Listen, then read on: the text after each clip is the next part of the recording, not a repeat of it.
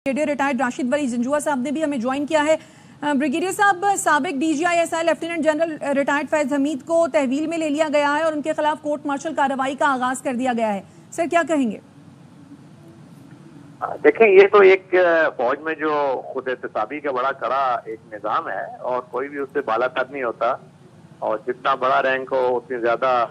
एहतसाबी पकड़ होती है और ये उसी की वजह से ये उनके खिलाफ ये प्रोसीडिंग शुरू हुई हैं और जस्टिस जो होता है वो नज़र भी आता है फौज में और उसको इम्प्लीमेंट भी किया जाता है और इसी वजह से जो फौज का एक नज़्म ज़ब्त है, डिसिप्लिन है और कोहेसिवनेस है वो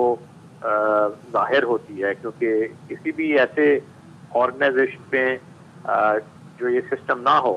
और जैसे हम सिविली निज़ाम को देखते हैं कि 9 मई के जो कल्प्रिट हैं वो अभी तक बाहर फिर रहे हैं और उनके खिलाफ कोई पकड़ नहीं हुई, कोई एक्शन नहीं हुआ,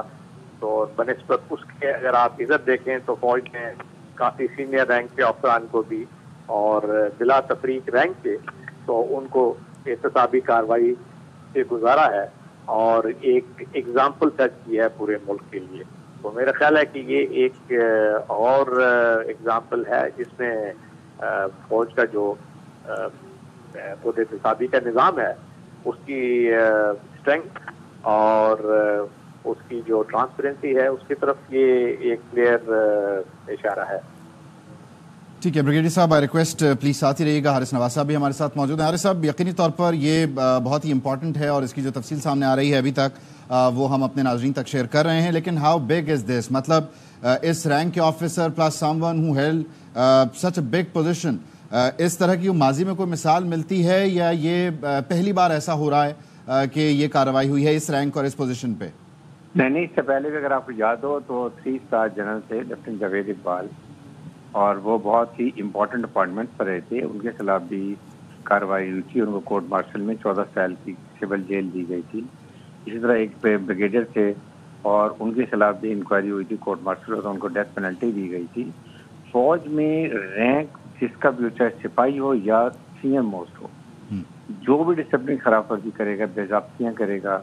किसी चीज़ में इन्वॉल्वमेंट होगी तो बड़ी ट्रांसपेरेंट केस से उसकी इंक्वायरी की जाती है और फिर इंक्वायरी फाइंड आउट करती है कि इसमें क्या क्या बेज़ाब्तियाँ की गई हैं, कहाँ का अपनी पावर का इस्तेमाल किया गया है और उसके बाद वो रिकमेंड करते हैं चीफ आर्मी स्टाफ को कि जी इनके खिलाफ ये कार्रवाई होनी चाहिए और फिर उसके बाद फैसला होता है कि इसका फैसला जो है, क्योंकि ये रिटायर्ड हो चुके हैं तो कोर्ट मार्शल किया जाएगा और उसमें भी इंसाफ के तकाजे तमाम पूरे किए जाएंगे। एक ये सोच आ गई है कि पता नहीं फौज में जल्दी में कोई इंसाफ के तकाजे पूरे नहीं किए जाते हैं या उनको एक्यूज को राइट ऑफ डिफेंस नहीं दिया जाता,